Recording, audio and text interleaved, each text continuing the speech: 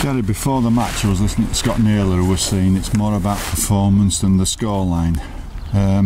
Scoreline's important to supporters, but I think you must have been pleased with certainly the first half defence and the overall performance. Absolutely, yeah, I thought we were excellent today. This isn't an easy place to come. Oldham are a very good team, and they're tipped to be up there at the end of the season, and I think they will be. But to come here, find yourself 16-6 down, and then go on and win it, I thought we showed terrific character. Defensively, first half, superb. We had a little bit of an honesty check after Keighley as a group, because that was a massive disappointment for us, and I asked for a massive reaction, and I thought we certainly got that today. I thought the togetherness, the team spirit was superb, and the guts to go on and win it at the end I thought was absolutely superb, because at 16-6 we could have quite easily caved, and probably in games gone past we would have caved, but we didn't today. We found the way to win, and fair play to them. I thought all 17 players were absolutely superb. And you tried to do it by playing a bit of rugby as well, as offloads.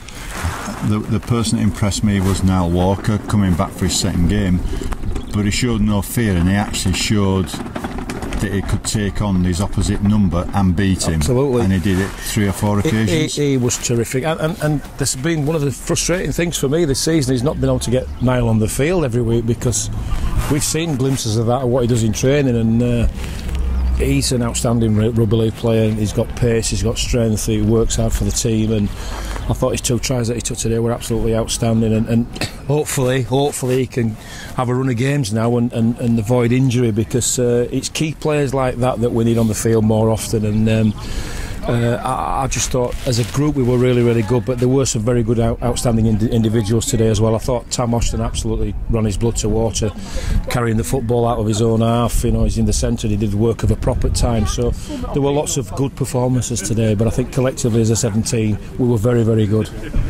That first half must have been a little bit frustrating in that you defended really, really well, but there were 2 or 3 opportunities that were carved up, and just a little bit of a lack of execution, I think, more than anything. The opportunity was there, but the tries didn't come. Yep.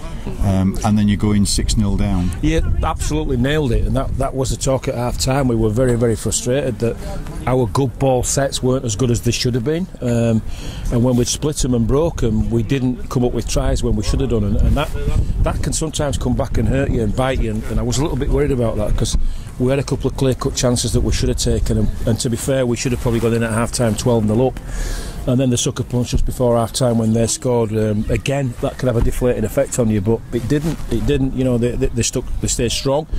The talk at half-time in the changing room was very, very good. Everybody was still really positive, because we knew we had a chance of winning the game as long as we stayed in it.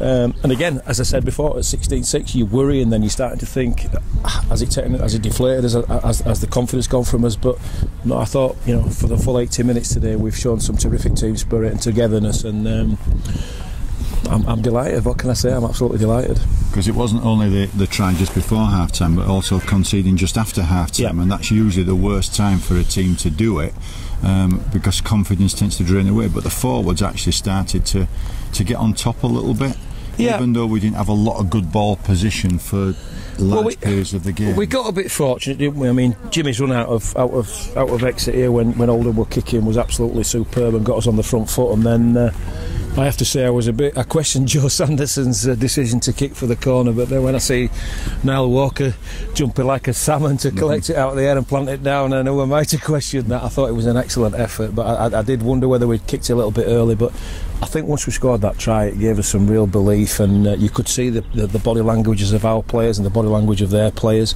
They seem to drop the shoulders a little bit, and I sensed it then, and we just needed to get some good sets and roll on and pin them in the corner and make them work full length of the field, and the game management was good today as well, which it hasn't always been, so I kind of been waiting for that performance. I think I always knew we had it in us, but I just haven't seen it yet this year. But I thought today we looked almost like the team that I think we're going to be, and I think there's more to come.